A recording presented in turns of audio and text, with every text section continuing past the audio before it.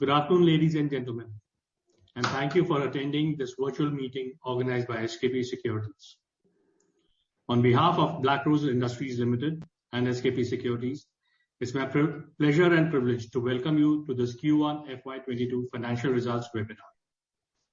We have with us Mr. Anup Jatia, Executive Director, along with Mr. Sandeep Chokhani, Director, Mr. Ambarish Daga, GM Corporate Operations, and Mr. Ratan Agrawal, CFO. We'll have the opening remarks from Mr. Jatia and his colleagues, followed by a Q&A session. Thank you, and over to you, Mr. Jatia, for your opening remarks. A reminder, this meeting is being recorded, and during the course of discussion, there may be certain forward-looking statements, and these must be viewed in conjunction with the risk the company faces. Over to you, sir. Thank you, Navinji. Welcome everybody to this first webinar of our company's earnings call. The previous months have been challenging for many of us with the issues regarding the second wave of COVID. I hope all of you are well, and I hope all your families are also well. I would now like to start the earnings presentation with Mr. Ambarish Daga. Over to Mr. Ambarish Daga. Thank you, Anupji.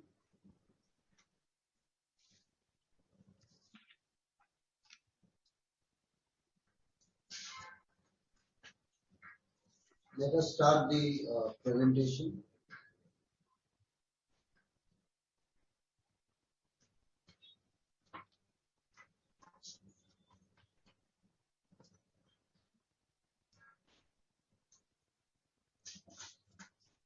So we start with the earnings webinar presentation for Q1 of FY 21-22.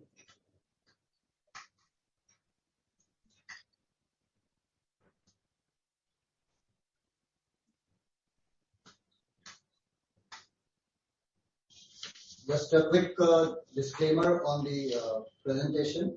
This presentation is prepared by Black Rose Industries for information purpose only, and it also contains several forward-looking statements which are of course subject to uncertainties, and the actual results could be different from what is depicted in this presentation. Moving on to the business presence of Black Rose. Black Rose started almost 3 decades ago and has been in chemical distribution business for a long time now, since the start of this century. The Black Rose business is divided into the chemical distribution segment, which is mainly dealing into the import and distribution of a wide range of specialty and performance chemicals from our brand enhancing principles, which are spread across the world. Recently, we also added the distribution of dental solutions to our distribution portfolio. This distribution business has helped us in moving to the next value chain of chemical manufacturing. So Black Rose started with the manufacture of acrylamide liquid at India's first plant in Jhagadia in the state of Gujarat in financial year 13-14, with an initial capacity of 10,000 metric tons of acrylamide liquid, which this plant was started with technical collaboration from Mitsui Chemicals of Japan. The current capacity for the acrylamide liquid plant is 20,000 metric tons for merchant sales, with an additional 12,000 metric ton capacity for its own captive consumption in the intermediate moment. The further downstream product of polyacrylamide liquids was started in October 2019 with an initial capacity of 6,600 metric tons per annum, which was subsequently expanded, and the current installed capacity for this plant is 40,000 metric tons, with main concentration in the binder industry as of now. As regards the upcoming projects, Lacrose is already completed its piloting stage for the acrylamide solid plant, which is being set up with a capacity of 3,600 metric tons per annum. And the piloting is currently in progress for N-methanol acrylamide, which is NMA. It will have a capacity of 2,000 metric tons per annum. And subsequently, also in the pipeline is the polyacrylamide solid plant with a capacity of 10,000 metric tons per annum, which is currently in the R&D stage. Apart from the distribution and manufacturing, there are certain legacy business and other businesses which we are engaged in, which is the renewable energy and the manufacture of textile made-ups, which is located in Kolhapur in Maharashtra. These businesses, however, contribute less than 1% to the total revenue. Lacrose Industries has its 100% subsidiary BR Chemicals Company Limited, which is based in distribution in Japan and is engaged in the local distribution and export of chemicals. Moving on to the chemical distribution business. The distribution business is the foundation of Lacrose growth. Lacrose Industries growth. It is based on the strong relationships which Lacrose enjoys with its Japanese manufacturers, wherein we work directly with the manufacturers rather than the normal practice of Japanese companies to distribute their products only through intermediaries. This, coupled with the deep-rooted understanding which Lacrose has developed over the years for the Indian chemical market, helps us in meeting the demands and the requirements of our end user customer base and providing them products from the global chemical leaders, leading manufacturers from the global chemical industry. This understanding also helps us in pre-planning and forecasting the sales and the stock requirements, and helps us tide over any global tightness as well as getting pricing benefits at the same time. Moreover, the chemical distribution business and our presence in this market has also given us the opportunity to progress to the manufacturing of chemicals as and when the opportunity has arisen. And we are always on the lookout to add more products and more markets to our portfolio from time to time. The next slide shows us the major principles which Lacrose is working with. Many of our principles are based out of Japan, whereas some of the others are based in Germany, Thailand and China. The major distributors for us are Mitsui Chemicals, Sumitomo, GC Glycol, and so on and so forth. Now, some of the key distribution products which Lacrose is a market leader in are resorcinol, metacresol, isothalic acid, and ethylenamines in the specialty division. In performance, Lacrose has deals in flocculants and coagulants, rectifying agents, etc. Whereas most of the products in exports are also listed in this slide. Now, moving on to the entry of Lacrose into manufacturing, I will hand over the mic to Mr. Sandeep Chokhani, who will take us forward in this presentation. Good afternoon, everyone. So, Lacrose started its manufacturing business with the introduction of acrylamide into the country, which was South Asia's first plant when we started the plant in the year 2000. Primarily, we were distributors for acrylamide from Mitsui Chemicals, and due to EHS issues, Mitsui Chemicals stopped producing the solids, and importing the liquid was a cumbersome job with packaging involved and the freight cost for the water involved in the solution. Although there were many people vying for that business to manufacture the product in India, due to our strong relationships with Mitsui Chemicals, along with the end user base with market knowledge, got us the technical collaboration of Mitsui Chemicals, and we were able to set the plant in India. Initial capacity was at 10,000 metric tons per annum, which was gradually upgraded to 20,000 metric tons per annum currently of merchant sales, with additional capacity to feed our other polyacrylamide business. The advantage we have with Mitsui Chemicals technologies, that is the very advanced technology with lower capital investment as compared to the traditional copper-based catalyst method.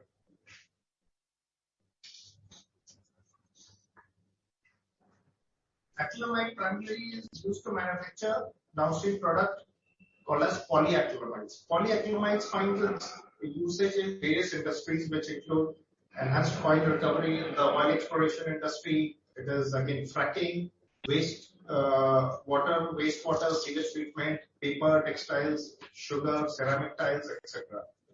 There's a large global market for acrylamide, and it is continuously growing around 4.6%, and it is expected to grow further until 2026. Domestic market size is limited at the moment at 10,000 metric tons per annum. Primarily, there are two major producers of, rather there are just two producers of acrylamide in the country. One is us, Blackrose, and one is the SNF Group. Overseas producers include Mitsui Chemicals, our technical collaborators, Mitsubishi Chemicals, BASF, Kemira, SNF Group, and many other Chinese companies. As I told you, the current capacity is 20,000 metric tons with additional capacity for in-house captive consumption. Primarily, the raw material used is acrylonitrile, which is globally available, and the key manufacturers include INEOS, Accent Chemicals, Tongshu, Seco, and many companies in China as well.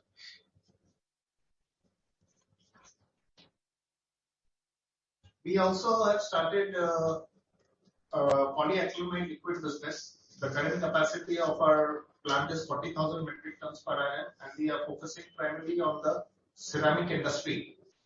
That is tile manufacturing companies who use our product as a binder to give the green strength to the tiles. So polyacrylamide is also used in, as a flocculant agent, cleaning agent, binder, as I told you, super absorbent polymers, soil conditioners, filtering aid, lubricant, and oil recovery agent.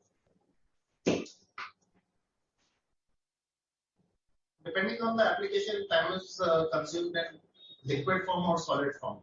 As I just told you, we are primarily currently focusing on the liquid form, and shortly we'll be introducing the solid form. There is a large global market for polyacrylamide liquids at $4.5 billion. Domestic size is fairly large as well at 120 metric tons per annum. Global producers of polyacrylamide liquid include BASF, Kemira, SNF Group, MD Aqua, and other Chinese manufacturers.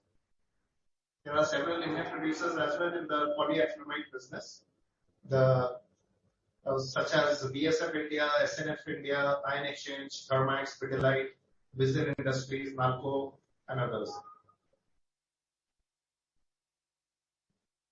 The main raw material is our own self-produced acrylamide liquid along with acrylic acid and caustic soda. Acrylic acid is primarily imported from South Asian countries.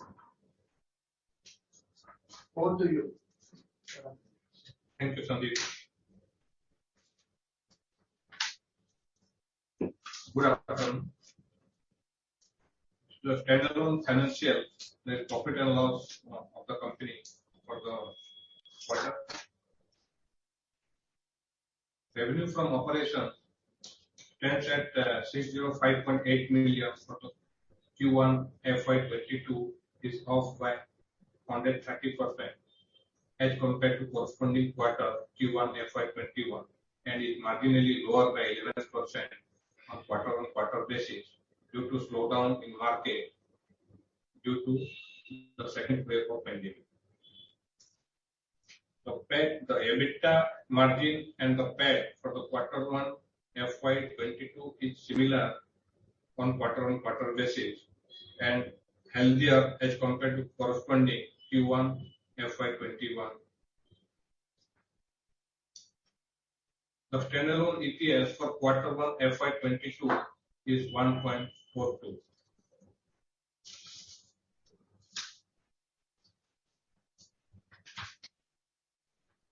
And standalone balance sheet with regard to the sources and application of funds. Reserves and surplus of the company is increasing in a steady way on quarter-on-quarter basis.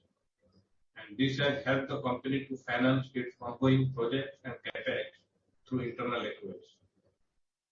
There is no long-term debt in the company,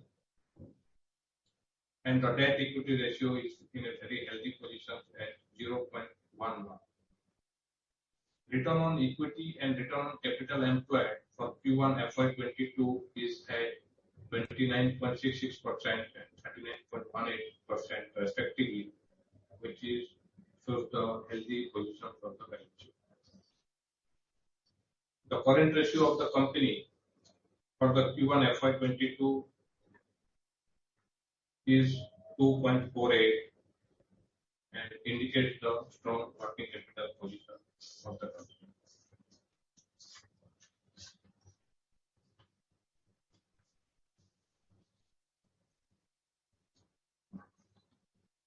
Financial standalone. So EBITDA,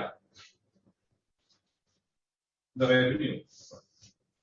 revenue stands at 608.76 million for Q1 FY22 as compared to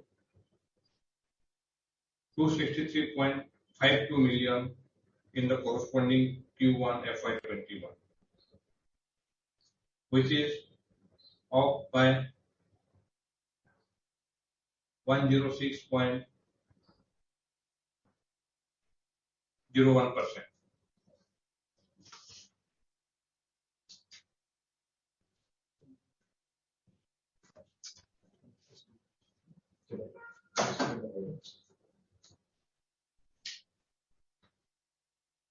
So I would just like to explain the numbers a little bit here. In 2021, April and May, there was a demand slowdown due to the second wave of COVID. A lot of factories were shut. Certain factories were unsure about how the second wave would unfold, and demand came down. At the same time, although there was a steep rise in a lot of chemical prices in Q4 FY21, suddenly the prices fell in Q1 of this year because of the panic selling that took place due to the steep slowdown that happened in April and May. We concentrated mostly on sales where we could do profitable sales, and there was a lot of business that we decided to forego due to the unhealthy prices which were prevailing in the market at the time, and we continued to maintain adequate stocks. Now, in terms of the manufactured products, there was an improvement in overall sales in the last quarter. Not so much from the domestic market, but more from the export side, which I will again explain a little bit later. What the other thing that we saw in Q1 of this year was there was an increase in raw material prices in the previous quarter, Q4 of FY21, and some of that increase was reflected in the Q1 numbers. So these are some of the reasons why you would see the overall EBITDA having reduced and the overall sales having reduced. But as you can see on the previous page, the EBITDA margins have not reduced much. The EBITDA margins for the business as a whole moved down from 18.6% to 17.6%, despite the challenges that we saw in the market at the time. Thank you, Ankit. Then the revenue and geographical mix of revenue. The distribution business contributes 63% of the total revenue for the quarter, and 36% is from the manufacturing activity. The other 1%, that is renewable and textile, constitute less than 1% of the total turnover. Like that, in geographical, we say local domestic sales contribute 86% of the total turnover, whereas exports contribute 14% of the total.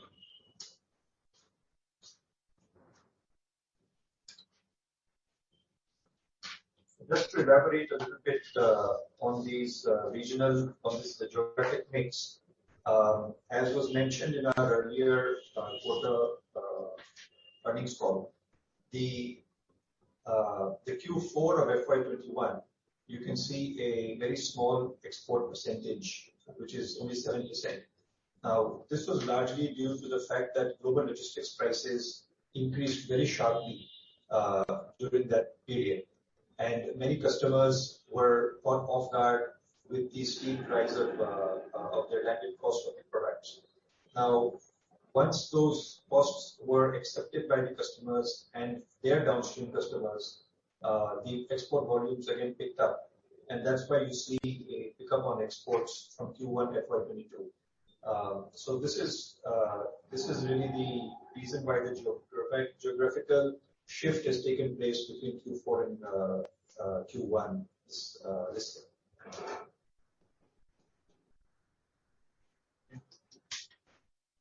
The financial distribution, this is the distribution revenue. Distribution revenue for Q1 FY22 stands at 383.3 million as compared to 486.73 million in the previous quarter, and 157.79 million as compared to Q1 FY21. We can see that considering the base of FY20, the revenue has increased 133% in Q1 FY21, 124% in FY21, Q4 FY21, and 132% in FY22 in the EBITDA of the company.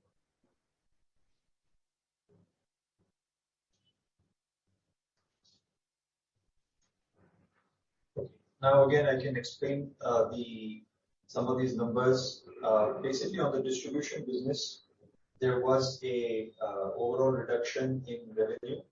Now, this is a large reason for this is due to delayed arrivals of imported goods, again because of the global logistics issues. There were also some shipment delays which took place from our principals in Germany. So all of these reasons caused about a 19% drop in sales compared to what was expected during the quarter. Overall, the prices of resorcinol were under pressure. Several other chemicals prices also were under pressure, like I mentioned earlier. So that's again a reason why we did not participate in some of these sales during that period. However, products such as ethanolamines, 1,3-bromochloro-propane, hydroquinone, metazylene, some of these products did very well during the period. but especially these sales picked up in June after the April and May slowdowns.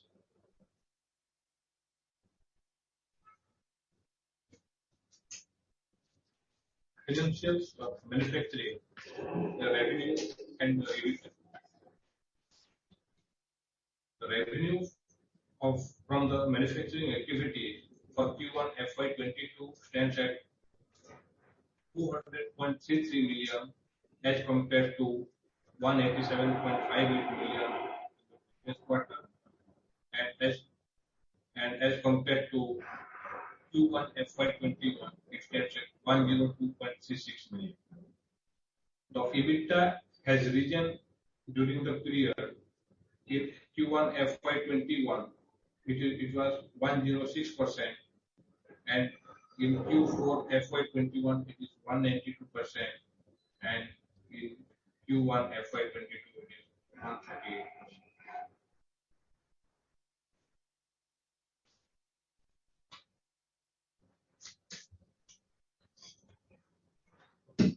Now, again, to explain some of these numbers, acrylamide prices in general were higher during the quarter due to higher acrylamide prices, which were seen in Q4 FY21. Exports, although they increased, could have still been higher, again due to space availability on outbound vessels. This is a problem that is being faced by every single exporter today, no matter what the commodity may be in India. Vessel space is highly difficult to obtain, and this is causing some level of export slowdowns, although the demand is strong. So our exports form 40% of the manufacturing sales in the quarter. That's largely because the domestic sales were down, and so the export proportion was up. And the polyacrylamide liquid as well, the sales improved during the quarter as we kept adding new customers and kept continuing with our trials and capturing market share.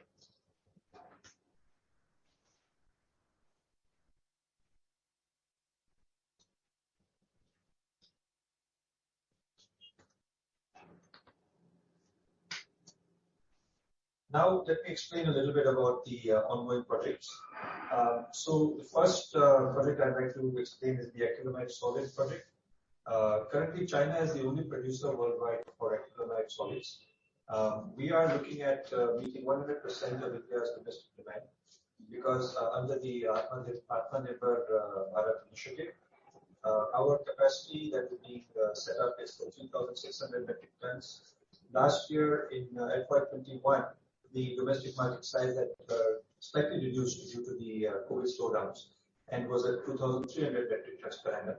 Otherwise, typically the domestic market size is approximately 3,500 tons.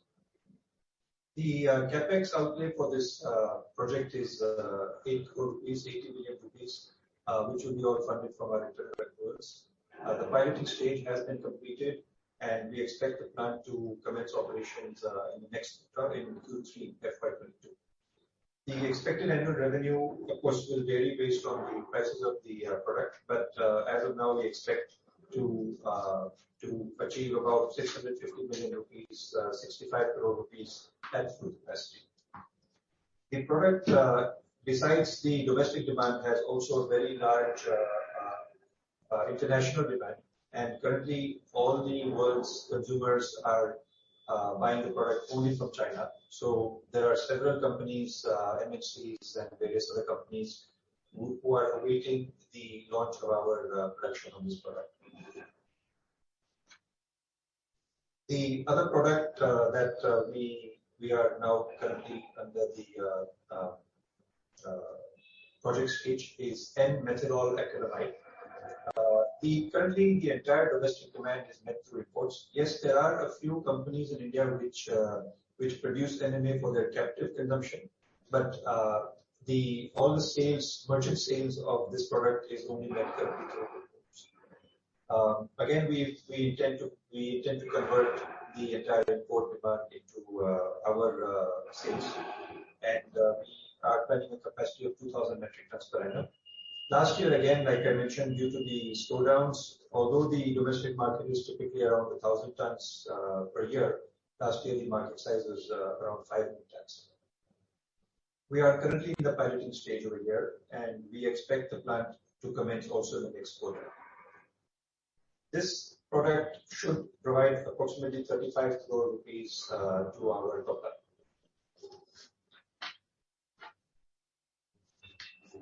The third product that we have been working on is the polyacrylamide solid business. We plan to produce 10,000 metric tons per annum in our first phase of this product. Here we have a very important opportunity to emerge as a significant regional player as well as an international player. Currently, a lot of polyacrylamide solid is being exported from China again into the US markets, where they have to pay extremely high duties, which have been a Trump era legacy. Several of our customers in the US have been interested in our polyacrylamide solid project. So we do intend to be an international player also in this product. The domestic market size is 10,000 metric tons, which it does not include the oil and gas sector. We don't intend to capture this entire market for ourselves. We do intend to have at least a 50% focus on the export markets here. The total capex outlay is approximately 60 crores, and this should bring an annual revenue of approximately 200 crores at full capacity. We are currently in the R&D stage, as has been mentioned earlier as well. We have decided to first complete the projects of the acrylamide solid as well as the NMA, because these are products which we can bring to market faster, and we have prioritized that. And once we are ready with that, we will be pushing on the solid side much more strongly.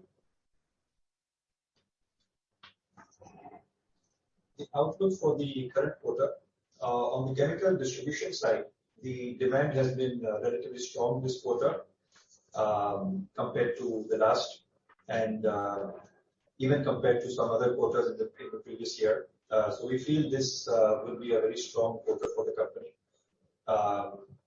The sales and realizations have also improved, especially in products such as isophthalic acid, acrylonitrile, and metacresol. We have also been able to add a new product to our range, which is a product manufactured by Mitsubishi Gas Chemicals, MGC. We do handle already their isophthalic acid in India, and they have now also given us their neopentyl glycol to handle for this market. These products go to the same end user base, so we already have the marketing network for this new product. On the acrylamide liquid side, the domestic demand is gradually picking up.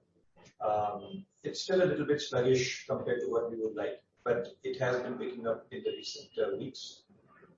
Export demand also is very healthy, but they are impacted by the logistics issues. We currently have orders which are waiting for vessel availability so that we can ship them out. But export demand has been good, and we expect export demand to remain strong. On the polyacrylamide liquid side, which is primarily our Brilbind CE01, which is the ceramic binder that we produce, our market share has been growing. However, again, the demand in the binder industry in Morbi currently has been negatively impacted to some extent due to the logistics issues which are affecting the export of tiles from Morbi. But overall, the demand is quite healthy, and we see our market share improving consistently in that market. And regarding projects, I've already explained that to you just now. So yes, we will be strongly pursuing all of our projects, and we will keep you updated with developments as they happen. Thank you very much.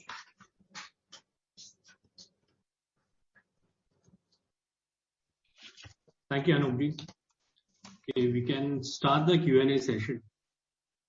Anyone who wishes to ask a question may please raise your hand and we'll unmute you to take your question. We'll just wait for a minute or two and have some questions lined up, and then we can start.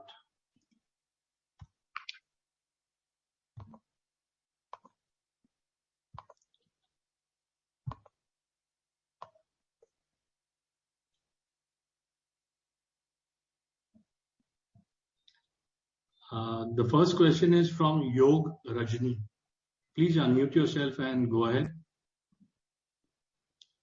Anuj, you'll have to unmute yourself. I will unmute as soon as he Sure. asking the question. Yog, please go ahead. Hello. Yeah. Yeah, hi. Okay. Could you please share the capacity utilizations for the last quarter and also possible for the current utilization of the different manufacturing units, acrylamide and polyacrylamide?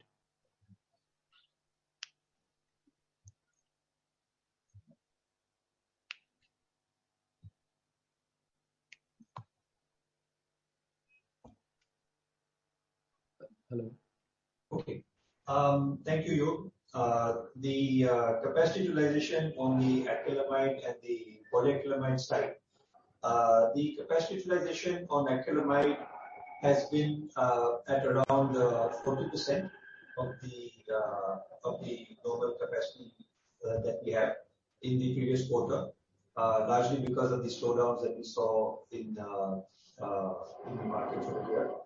And on the polyacrylamide side, it's at about 25% as it was in the Q4 as well. We were able to increase the market share, so we were able to maintain a similar capacity utilization compared to the previous quarter. Okay. So the numbers are 40% and 25%, just to be... Yes. Yes. Okay. A part of that reason is because of stocks that had also been built up during April and May because of the slow sales due to the lockdowns. Okay. But despite that, we've been able to have a good EBITDA margins on those businesses. Could you also share the current capacity utilizations? I think that will be shared with the next quarter results. Okay. All right. Definitely. Thank you. Yes. That's my question for now. All right. Thank you. Thank you. A reminder, in any of you, if you have a question, request you to kindly unmute yourself and go ahead.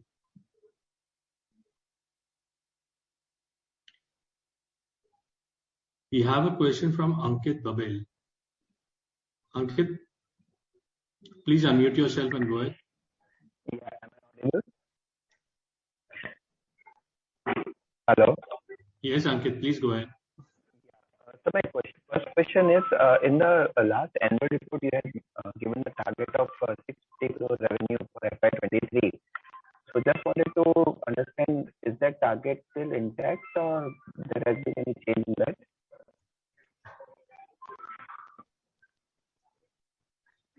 Yeah, thank you, Ankit. I believe this question was also asked in the previous quarter earnings results, and I do remember answering that question. Basically, the 650 number was based on a non-COVID world, and that was given at the time when we were not expecting things to be the way they are today. We still expect to reach this number, but the timelines will definitely shift a little bit ahead. I can't give you an exact timeline because we don't know whether there's going to be a third wave. Today there was an article mentioning that the third wave is going to be even more severe than the second wave. So, with these uncertainties, I would not like to give any numbers which will only serve to confuse the public. But yes, the targets are intact. We are continuing our growth as the business allows us to do so, as the markets allow us to do so. So yes, the targets is intact, but the timeline I cannot tell you for sure on the timeline, whether it will be in FY23 or FY24. Okay, so whenever we reach, maybe by FY23 or FY24, at that level of top line, what could be your profitability in, say, at EBITDA level or PBT, whatever you would like to share? See, EBITDA margins are a function of various issues. And one of the important issues is, of course, the capacity utilization of the plant. So when we're talking about the 650 crore, we are talking about running the plants at full capacity. So if you look at our Q4 FY21 manufacturing EBITDA, which were there on the earlier sheet, which Ratanji was explaining to you, we were at about 192% of our base manufacturing EBITDA in Q4 FY21 when we were running our acrylamide plant at 100% capacity utilization. So generally, the manufacturing kind of businesses are always related to capacity utilization. So the better the utilizations, we expect the higher EBITDA margins to be here than what we have now. Utilization levels, what would be your margins in the manufacturing side? Sorry? At optimum utilization of capacity, what would be your margins in the manufacturing side? I'm sorry, your voice is, the first part of your question was a little cracking. Can you just repeat the first part? My question is that at optimum utilization of capacity, what would be your EBITDA margins in the manufacturing side? So we don't share these numbers because they affect our sales in the sense that being a public company and acrylamide being our key product, we don't like to mention exact EBITDA numbers because it affects our salespeople. Don't like it very much because they have difficulties then with the price increases when they require. But they're above. They are above 20%. I can tell you that. Okay. Much significantly above 20%. Okay, and sir, my last question is on your this PAM solid facility. So by when you expect the construction to start and complete, and by when can we see the production to start? The acrylamide solid. Yeah, PAM solid. Yeah. PAM solid. Okay. So PAM solid, like I mentioned, this is currently in the R&D stage. We've already completed the section of the building for this plant. We will be working on this. We will be prioritizing this activity only in the not in Q3 but from Q4. We will be prioritizing this product. So at the earliest, I would look at sometime during FY23 as the startup, and as of today, we would consider FY24, early part of FY24, maybe as the latest for this project to start. But again, it's an estimate. So sorry, your voice was not clear. So by FY25, you expect the actual production to start, or by FY24 you expect? I said that during FY20, the setup of the plant I was mentioning, that the plant setup at the earliest would be completed in FY23 and the latest in FY24. But again, like I said, that is an estimate. Okay, so full ramp up we can see by FY25, right? Full ramp up really depends on how fast the qualities become accepted by the party. These are again performance products, so they need to be trialed. They need to go on the field. People have to use it. So on the export side, the volumes could be starting faster because each single customer's demand is very large. On the domestic side, the 10,000 ton market is split up between many small customers. So the domestic side may take a little bit longer for full ramp up. But yeah, I mean, ideally within a year, we should hope to be close to our full capacity there. Okay. 10,000 tons is not a very large quantity when we talk about polyacrylamides. So, it's not a very large product in the sense of when you compare the global market of polyacrylamides, it is significantly larger. So actually, sir, why I was asking this question was because in your earlier estimates of 650 crores of revenue, you were expecting some 200 crores coming from this PEM solid plant. Now, if your targets are intact, but the contribution from... We are expecting 200 crores, right? Yeah, correct. Yes. Go on, yes. Yeah. So you were expecting 200 crores to be contributed by the PEM solid plant. Now that is getting delayed, but your targets are intact. So will any other product substitute, this loss from PEM solid in the coming year? So 100 crores we are anticipating from just the acrylamide solid and the NMA. That's about 100 crores over there. So I said the target number is intact, but I said that the timeline has shifted. So 650 crore as a number is definitely a target that we still have, but that is not the timeline for that will shift. That is what I mentioned. Okay. Yes. Thank you so much, sir. Yeah, no problem. Thank you, Ankit. Friends, anyone with a question, request you to kindly raise your hand. Okay. There are a few questions that Saloni Himnani has sent to us. Anupji, if I can just read them out. Sure. How much time will it take for you to utilize the capacity for both acrylamide and NMA starting from Q3 FY22? The acrylamide capacity, we are hopeful to be able to utilize that 100% of that capacity within 6 months from the start of the plant. The demand is very strong for that product, both domestically and internationally, and it is a simple replacement it's a simple import substitute. So, and acrylamide is a product which we are already very familiar with and actively selling in the market. So the acrylamide solid business we expect to ramp up very quickly once it begins. The NMA side, the NMA product is slightly technical. It requires certain approvals again at the customer end. So that may take a little bit longer. The domestic market will be around 50% of our sales. So I think it will take us probably maybe up to a year to capture the domestic market. And during that period, we will also be sending our samples out to international customers and getting those approvals there. So I think to a year and a half should be a time frame that may be possible. Thank you, Anupji.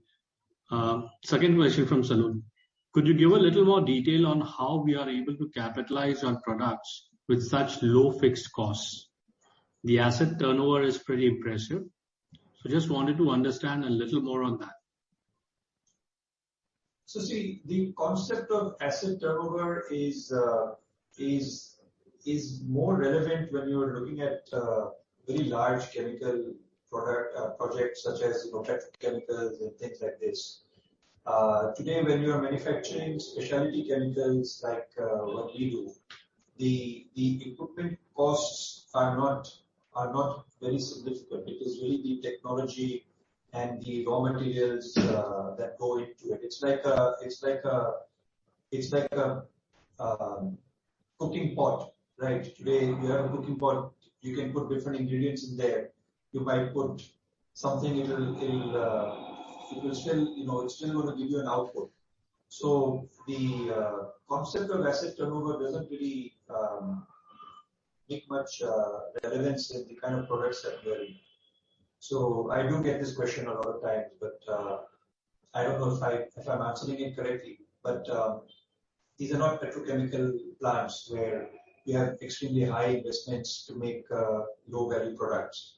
These are, the products are specialty products. So yeah, that's why you get these kind of numbers. And for example, on the acrylamide solid, the 8 crore investment is only for the additional equipment which we need to manufacture the solids. We already make the liquids. So the 8 crore investment is not to set up a whole new plant to make acrylamide solid. It is acrylamide liquid is already produced. From the acrylamide liquid, we produce a solid. So the 8 crore additional investment is only going into that side of the production process, which requires from converting a liquid to a solid. That's why maybe the numbers seem the way they are. Thank you, Anup. Aman, if you can just hold on for a minute. Last question from Salonius. Could you please let us know something on the cost for setting up NME? Sorry? The cost for setting up NME is not mentioned. Could you please let us know the cost of this as well? Yeah. So the cost of setting up NME has not been mentioned right now because we have just completed the piloting, and based on the results of the piloting trials, the plant will be set up. But largely, we will be able to use a lot of the existing equipment to manufacture this product. So the additional investment will be not very much on that. Thanks, Anup. We have a question from Aman Ved. Aman, can you please unmute yourself and go ahead? Good afternoon, sir. My first question is on the polyacrylamide liquid side. So maybe if you can talk about what is the progress there. You had talked about there was a strike and there were some issues. And what kind of utilization are we targeting for this year, FY22? Okay.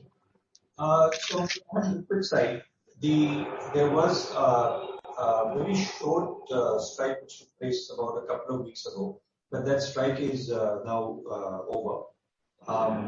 The issue now is more on the export side because a lot of these tile manufacturers in Morbi are exporting their tiles.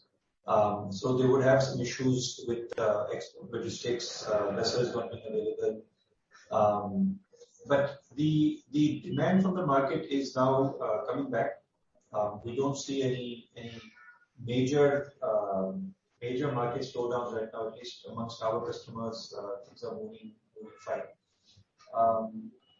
Our capacity utilization currently is at about 25%. We are targeting to bring that up to around 35% during the next quarter, and then gradually increasing it from 35 to 50. So I think what we are targeting is by the end of this year, this financial year, we should look at around 60% capacity utilization is what we will be targeting for this year. Yes, thank you for that. On PAM liquid, so we are currently only in binders and we are dependent only on this Morbi vitrified tile industry. Any plans to enter? There are a lot of adjacent industries, paper industry, chemical treatment, water treatment, and all those on PAM liquid. We do have some R&D happening in that direction, especially on the textile printing ink binder segment, which is again an interesting area for these PAM liquids. But currently we want to focus on the ceramic binder. We are also looking at further improvements in our binder product, make it even more robust, make it even more effective, so to keep the competition even further away from us. So we would like to consolidate our presence and our technologies on the ceramic binder product first before moving on to other products in this. But yes, we do have other polyacrylamide liquid processes and products in our pipeline. Sure. The final question on PAM liquid side. So on the binder side, you have talked about the market size is, I think, 1.2 lakh metric tons PAM liquid. So is it mostly catered by one single player in India, or are there other big players also present in India? Sorry, 1 point? 2 lakh. 1.2 lakh. Yeah. We have a capacity of 40,000, but I think the domestic market you have mentioned is 1.2 lakh metric tons. Yes. So just wanted to hear that point. Is it mostly created by one or two big players, which are our competitors, or there are a number of other players which we will have to replace? How is the market scenario? Yeah, so practically everybody who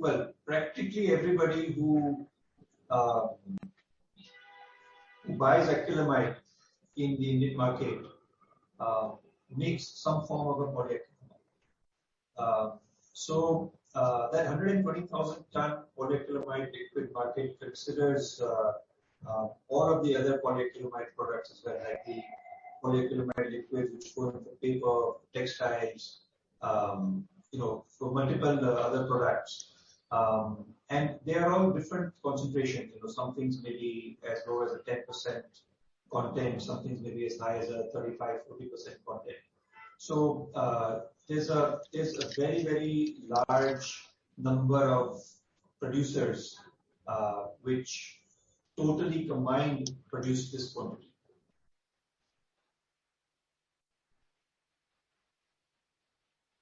Sure, sir. My next set of questions. Aman, if I can just interrupt you, can you please rejoin the queue because there are others with some questions? No issues. I will rejoin. Thank you. Thank you.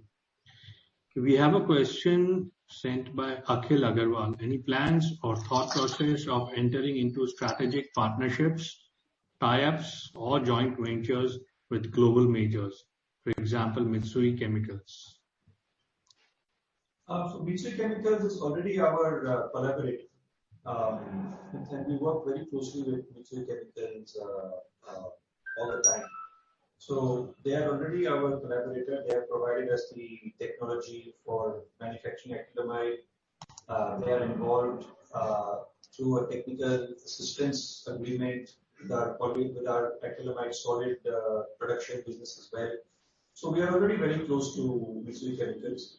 And if there are opportunities for any kind of joint ventures or any kind of collaborations, these are things that Mitsui and us would discuss openly anytime we are at that kind of a relationship where we can discuss anything. So yes, so if there are such, whether it is Mitsui or whether it is another global major in any of these products that we are producing, we would happily understand what the synergies are, and if there are any synergies, we would be happy to work together with such companies. It will all depend on what's on the table at the time. Thank you, Anubji. Okay, Yug, I'll take your question in a minute. There's a question sent by Dhawal Shah. Thank you, Anubji. Thank you, Anubji. On macro level, we are seeing a lot of global manufacturing unit transferring their orders to India on China Plus One. How are you planning to capitalize on export market, which drives higher margin for you? Not to mention these clients are more sticky and long-term in nature. What are your plans to capture this opportunity? If you want, I can just repeat the question. No, I got it. So we are already capturing these opportunities. Some of our large export customers have been with us for the last 5 years, 6 years. With many of the MNCs that we work with in India and overseas, we have annual contracts, formula-based pricing contracts. So we are working with a lot of international companies already, both in India and internationally. Exports are a very important part of our business because the domestic market has certain saturations. When we mentioned we are talking about the capacity utilization and other things for acrylamide, but the way we internally assess our performance is based on how much of market demand have we satisfied. And we consistently satisfy approximately 80%, 75 to 80% of the existing market demand on a monthly basis. So we are very much the market leaders for the product. So on the domestic side, there is the upside in terms of capacity utilization naturally becomes limited, because when we are already at 75-80% of market share supplying our product to domestic industry, the additional growth has to come from the international business. And this is an area where we are very active all the time. Unfortunately, this quarter and maybe in the future quarters, unless this global logistics issues get resolved, even if we get orders, the difficulty is in shipping out the orders right now. We have, currently we have approximately 300 tons of material ordered and waiting to be shipped out, even for this month, just because vessels are not available. So the export business is very, very important for us, and it's really just a matter of these logistics issues getting resolved that we'll be seeing much better export numbers.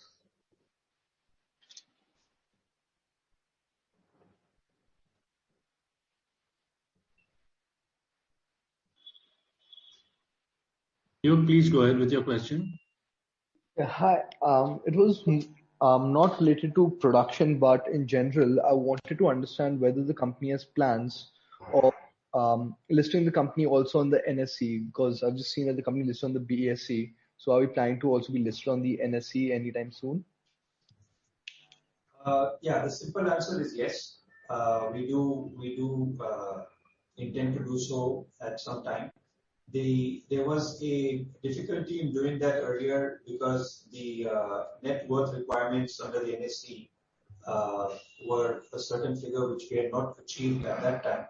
But as of now, our net worth figures do satisfy the NSE requirements. So yes, that is something that we are considering. We will be discussing it at the board level, and yes, that's something that we are actively considering. Okay.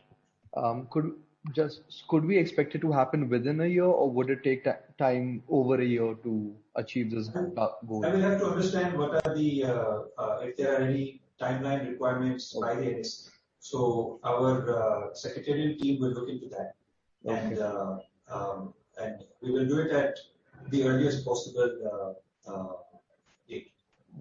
I have another question, if you don't mind, regarding polyacrylamide solid. So that project seems to require a lot of capital expenditure compared to other capex plans that we have.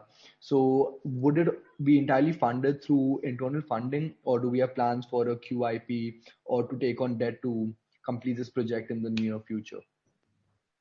So we have not taken a call on that. We are open to all options right now. I don't think it would be completely in one basket. It would probably be a combination of various sources of funding. All right, perfect. Thank you so much. Thanks, you. Ajinkya Jadhav has sent a question, if I can take it, Anupi. Sure. When do you expect dental segment to start contributing to top line? Okay. So the dental segment is, I had mentioned in the earlier press conference, earnings conference that we had. The dental business is a very small part of our business. The reason why we got into it is because the company that we represent here in India is a subsidiary of Mitsui Chemicals, and Mitsui Chemicals being very close partner with us on other distribution products and also in the acrylamide business. When they requested us to handle the business for them. In fact, it was earlier being handled by their office in Delhi, Mitsui Chemicals India. They used to earlier handle it, but they felt that Black Rose would do a better job with that business, and so they transferred that business to us. So, in terms of volumes, it's not a very, very large business that you cannot expect a very large business from that sector. But, these are all businesses which help build our relationships with our principals further. And we are doing it with that. We have built a good network of dealers as well as our own salespeople in various states within the country, and we are continuing to grow that business. But I don't see it being a significant part of our distribution business in the near future. We have two short questions from Neha Idnani, and then we'll take the last question from Aman Vij. Can you please let us know why the polyacrylamide solid plant is getting delayed? Is it due to R&D or market demand or business development? Okay. So the reason why the polyacrylamide solid is getting delayed is largely because, like I mentioned earlier, during COVID last year, in March and April, we had to pretty much slow down a lot of activities at our lab because our team could not visit our site for carrying out a lot of the pilot projects and other things that were going on at the time. And when that slowdown took place, we reassessed the different products in our pipeline and decided that it made more sense to commercialize products which we could bring to market faster at a lower investment cost and which brought significant profitability as well as revenue. So that's why we decided to prioritize on the acrylamide solid and also the NMA, not N-methanol acrylamide business. So that is where we kind of shifted our focus for some time into those products. So it's more an R&D issue. It's more about an R&D focus issue. We would like to, once these two products are launched in the next quarter, we will again refocus our R&D efforts into the polyacrylamide solid side and try to get that set up as soon as possible. It's a conscious decision. Also, how will we prevent a further delay in timelines for polyacrylamide solids? There's not really a delay in the sense that the delay hasn't happened because of any external factors except for the COVID matter which I mentioned to you just now. So I don't anticipate any serious delays going forward. Neha, I hope your questions have been answered. Now we can take the last question from Aman Vij. Aman, please go ahead.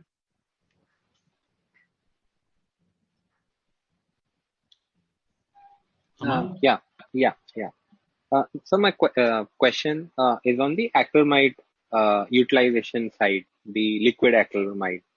So we had achieved 80-90% utilization in Q3, and you had mentioned clearly it was because of short-term demand from oil and gas sector.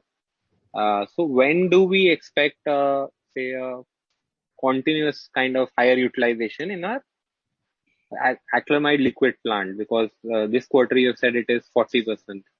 So how do you see this ramp up going forward? And when do we see sustained number of 80-90% utilization in this plant? So the 40% was in the last quarter. In Q1 was the 40% utilization. And like I mentioned, that was even though we were at 40% utilization, we were still at 75-80% of market share. So the capacity utilization really depends on two factors. One is the local demand, and the second is the international demand.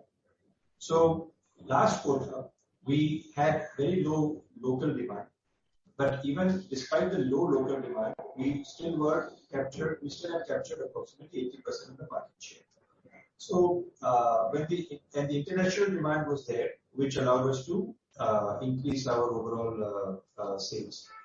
Now, going forward, the capacity utilization really depends largely on the international demand as well, because the local demand is limited to a certain figure. And even if we take 100% of that market share, which we don't, it's not impossible to do so. That's not going to really ramp up your capacity utilization. the capacity utilization really gets ramped up when we have good export demand. And the export demand is currently very good. And export demand is very strong right now. But like I said, the problem is not getting containers to ship out the cargo. Currently also, like I said, we have 300 tons of material waiting to be exported. So, these are the kind of issues which are kind of outside our control. And if logistics costs and the vessel availability is improved, then we will see our capacity utilization increasing much faster. If we have to, if that is slowed down again because of these issues and domestic market remains sluggish, then again, we will have different capacity utilizations. But the good thing about our plant is that even at very low capacity utilizations, we are profitable. Even at a 40% capacity utilizations, we have EBITDAs upward of 20%, 20, 25, 30% also. So the capacity utilization will definitely help us improve that even further. But we are extremely comfortable even at these low numbers. We are not under any kind of cost pressure at all. Sure, sir. My final question is basically after the 2 new products which will be launching in next quarter, are there any plans to launch similar 30-50 crore products, and or our focus will be mostly on PAM solid? No, we will be focusing on the PAM solid largely. There is one more product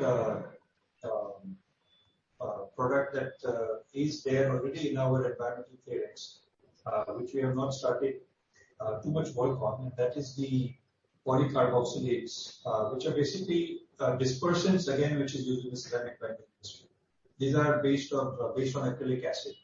So that is there as a product in our pipeline, but it is not at a very high level of priority as of now.